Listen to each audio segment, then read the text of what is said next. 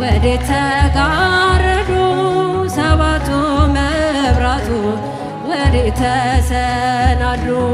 ታናሽ ሙሽራ ነሽ የ15 ዓመት ባንቺ ላይ ሲፈጸም እንግዳ ስራት።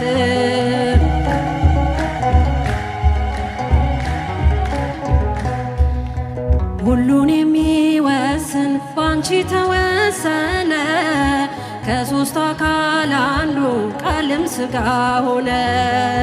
ስፋትና ጥበት ሰማይና ምድር ባንቺ ተገናኙ ገባሬና ግብር።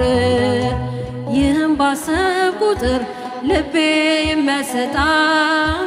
ከዚህ በላይ ፍቅርስ እንዴት ይገለጣል? ሰባቱ መንጦላዕት ወዴት